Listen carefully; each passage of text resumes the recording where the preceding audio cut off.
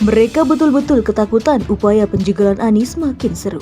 Tahu persis bagaimana serangan terhadap beliau datang dari mana-mana, dari seluruh penjuru mata angin. Tapi rupanya respon dari rakyat juga luar biasa. Kemudian deklarasi bermunculan di mana-mana dari berbagai elemen masyarakat di Indonesia. Tetapi intinya memang untuk menuju Pilpres 2024 itu bukanlah sesuatu yang mudah, apalagi Pak Anies Baswedan yang dalam hal ini Pak Anies ini dalam posisi oposisi, bukan bagian koalisi dari pemerintahannya Pak Jokowi.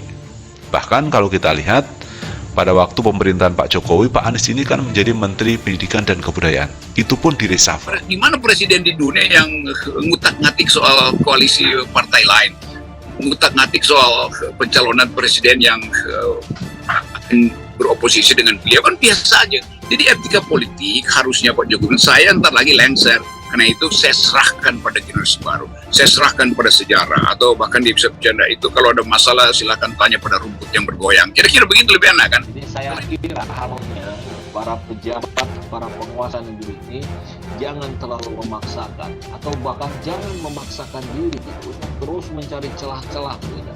Kita harus realistis saja. Apa yang terjadi dengan kondisi bangsa hari ini dipimpin oleh pemimpin dengan tipe seperti apa? Ini ke depan kan kita ingin jauh lebih baik. Indonesia itu berharap menjadi jauh lebih super power gitu. Maka dia harus, pemimpinnya harus memiliki sifat yang antitesis dengan pemimpin sekarang. Ini sungguh perbuatan tercela yang jauh dari etika politik, dan saya berkeyakinan kalau ada seseorang, sebuah partai politik yang dihinakan, didiskreditkan seperti itu, ini justru membuka pintu bagi rahmat Allah Subhanahu wa Ta'ala untuk memenangkannya. Kubu lawan Anies Baswedan masih terus melakukan berbagai cara penjegalan. Meskipun misalnya Jokowi sebagai salah seorang yang paling benci Anies sempat disorot tajam oleh para pakar hukum tata negara karena intervensinya dalam menentukan calon presiden, mereka tidak berhenti. Selalu dengan semangat pantang menyerah di dalam diri Jokowi. Upaya penjegalan terhadap Anies, kata Ketua Tim Anies, Dr. Sudirman Said, bukannya berkurang melainkan semakin seru. Sudirman mengatakan hingga saat ini ada menteri yang terus-menerus melobi parpol koalisi Anies sambil mempropagandakan bahwa Anies tidak akan bisa menjadi presiden. Dahsyat, mereka betul-betul ketakutan kalau Anies masuk ke istana. Dan semua pertanda yang ada menunjukkan mantan gubernur Jakarta itu tidak terbendung lagi. Di mana-mana rakyat pendukung Anies menyambut pemimpin perubahan ini dengan gegap gempita. Ini yang membuat para penguasa tak bisa tidur. Masa datang dalam jumlah puluhan ribu ketika Anies berkunjung ke daerah mereka.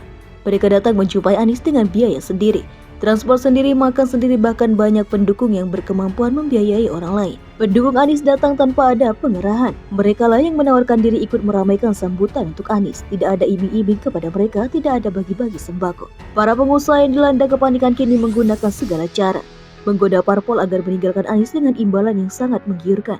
Ada pula ancaman campur intimidasi, tetapi alhamdulillah mereka tidak goyah. Namun rakyat pendukung Anies perlu terus mengikuti perkembangan penjegalan itu, perlu waspada. Para relawan harus selalu mendapatkan update tentang langkah-langkah penjegalan.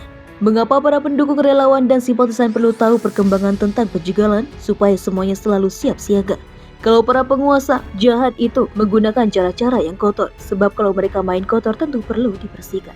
Para pendukung upaya menyelamatkan Indonesia yang akan dipimpin Anies hendaklah menyiapkan diri dalam menghadapi gerombolan pengacau Pilpres. Mengapa? Karena membersihkan yang kotor-kotor itu berat kerjanya. Mandi keringat pasti, kadang bisa pingsan saking capeknya. Para pendukung dan pejuang perubahan pastilah paham risiko melawan kekuatan negara yang dikerahkan untuk membantu penjegalan Anies. Tapi tetap saja tekad perubahan dan penyelamatan Indonesia tidak surut sedikit pun. Bahkan semangat perjuangan rakyat semakin keras. Mengapa? Karena rakyat sadar pemerintahan Jokowi selama 8 tahun ini membuat beban penderitaan rakyat semakin berat. Utang menumpuk hampir mencapai 8.000 triliun. Dan diprediksi oleh para pakar ekonomi akan bertambah terus. Jalan yang dipakai rakyat di seluruh Indonesia mengalami rusak berat. Sebaliknya, Jokowi mementingkan pembangunan infrastruktur berbiaya mahal yang dikerjakan dengan duit utang. Sementara itu, korupsi semakin merajalela.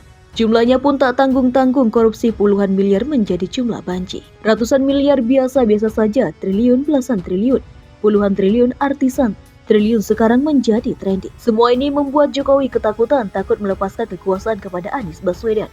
Kita bisa paham mengapa Jokowi enggan keluar dari Istana Negara, sebab bisa-bisa dia akan masuk ke Istana KW5. Berombongan dengan menteri yang berusaha merusak Koalisi Perubahan untuk Persatuan atau KPP, yaitu menteri yang berani mendahului takdir Tuhan dengan mengatakan Anies tidak akan menjadi presiden. Macam-macam hoaks dan fitnah tentang Anies disebar. Mereka menggunakan mesin buzzer yang bekerja masif dengan biaya tanpa batas. Oligarki menyediakan duit tanpa nomor seri. Satu hal, mereka tidak mampu mengimbangi tekad keras rakyat yang berjuang mandiri.